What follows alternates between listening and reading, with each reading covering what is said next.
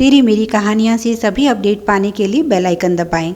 आज की कहानी है पापा आपको इस उम्र में अब पैसों की क्या ज़रूरत है। जयदीप जी घर पहुँचे तो देखा सचिन ऑफिस के लिए निकल चुका है। उन्हें आने में देर हो गई थी। सारा दिन उनका कश्मकश में बीता।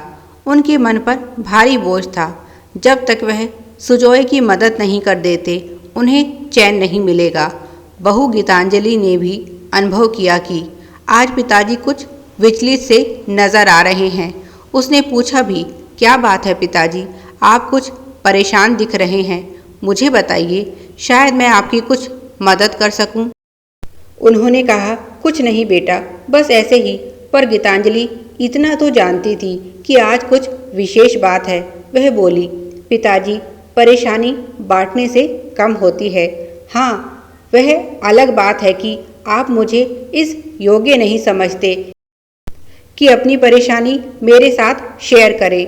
बहू की यह बात सुनकर उनसे रहा नहीं गया और बोले, नहीं बेटा, ऐसी बात नहीं है, बस अचानक से कुछ रुपयों की ज़रूरत आन पड़ी है। सोचा था समय से घर आ जाऊंगा, पर जल्दबाजी के कारण देर हो गई। सचिन ऑफिस के लिए निकल गया। रास्ते में बाइक से टक्कर। वे आगे बताते उससे पहले ही गीतांजलि बोल पड़ी, पिताजी, आपको कहीं चोट तो नहीं आई? आप भी कमाल करते हैं, ऐसी बातें कौन छुपाता है, दिखाइए मुझे, कहीं चोट तो नहीं लगी है। बहू की अपने प्रति चिंता देखकर उनका मन गदगद हो गया और उसे सुबह की सारी घटना कह सुनाई और बोले, नहीं बेटी, मुझे कुछ नहीं हुआ, मैं बिल्कुल ठीक हूँ। गीतांजलि बोली, पिताजी, आपका ध्यान कहाँ था जो आपको सामने से आती बाइक का भी पता नहीं चला? ज़रूर फिर तो कोई बड़ी बात है। इतने वर्षों में मैंने आपको कभी इतना परेशान नहीं देखा। मुझे बताइए, मैं भी तो आपकी बेटी हूँ। बहू के ज़्यादा जोर देने पर उन्होंने मित्र सुजोय की सारी कहानी कह सुनाई और साथ ही साथ उसे 2 लाख रुपए देने के वादे के बारे में भी बताया। गीतांजलि बोली, ठीक है पिताजी, अगर आपके इतने ही अच्छे मित्र हैं तो हम उनकी सहायता ज़रूर करेंगे। यह सुनकर जयदीप जी को जैसे चिंता से मुक्ति मिली। रात को खाने के समय उन्होंने बेटे से कहा, बेटा, कल 2 लाख रुपए का इंतज़ाम कर देना, कुछ ज़रूरत आन पड़ी है।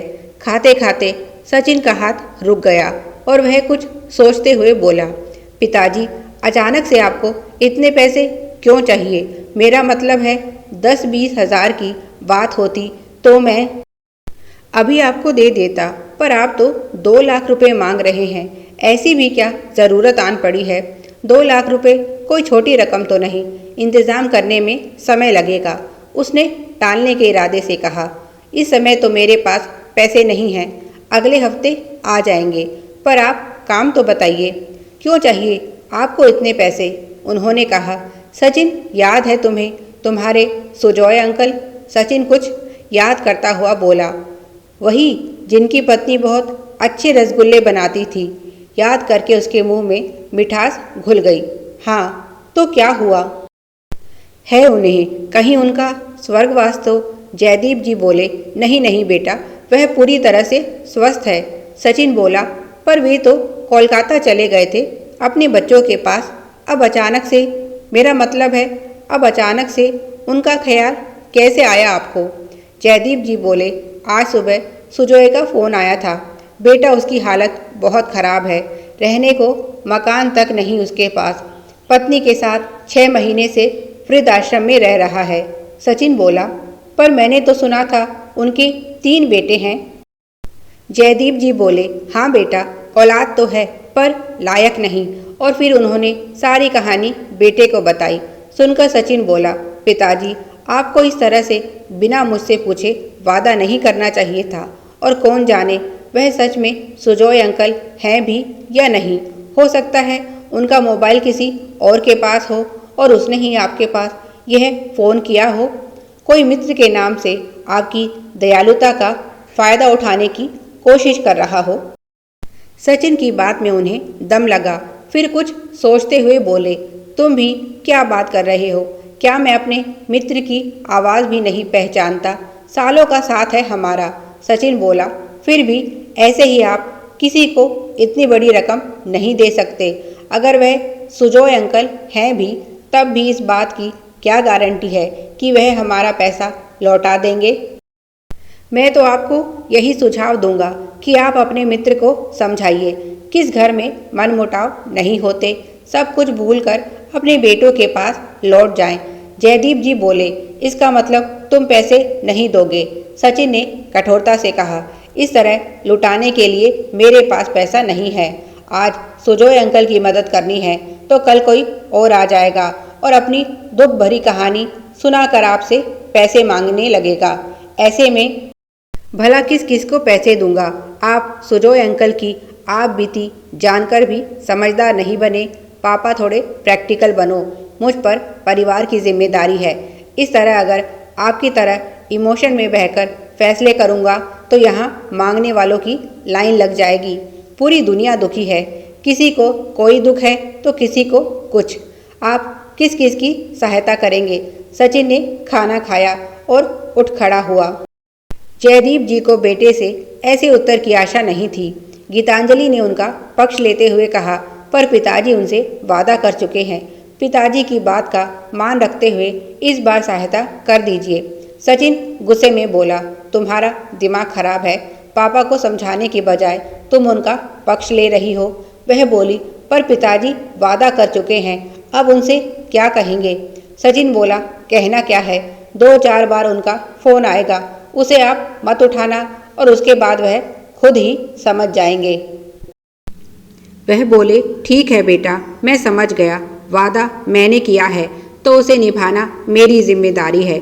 मैंने तो बेटे के भरोसे वादा कर दिया था, जानता नहीं था कि मेरा बेटा इतना प्रैक्टिकल हो चुका है कि पिता का मान भी नहीं रख सकता। सचिन बोला, यही तो आपकी सबसे बड़ी कमी है। हर कोई जानता है कि आप दिमाग से नहीं दिल से सोचते हैं और इसी चीज़ का लोग फ़ायदा उठाते हैं। बाहर बोर्ड लगा दीजिए, दुख भरी कहानी सुनाओ और पैसे पाओ। आपको बहुत अच्छे कहानी कहने वाले और कलाकार मिल जाएंगे। और फिर सुजोय अंकल तो बरसों से आपके साथ रहे हैं, आपकी रग रग से वाकिफ़ हैं। इस उम्र में बेटों से अलग घर बसाकर बैठे हैं। क्या वह कोई अच्छे व्यक्ति हैं? समझदार व्यक्ति इस तरह से अपने परिवार की बदनामी नहीं करता। विचारों का मतभेद तो हर घर में मिलता है। इसका मतलब यह तो नहीं हर माता पिता घर छोड़कर वृद्धाश्रम जा बैठे। इस उम्र में 2 वक्त की रोटी और मन की शांति के अलावा व्यक्ति को क्या चाहिए? पर उन्हें देखो, इस उम्र में केवल बेटों को नीचा दिखाने के लिए महल बनाने चले हैं। उनके बेटों ने गलती की, पर वह कौन सी समझदारी दिखा रहे हैं? और आपकी समझदारी पर तो मुझे हंसी आ रही है। दूसरों की बातों में आकर आप अपने ही बेटे से उलझ रहे हैं। पापा, आप भी कमाल हो।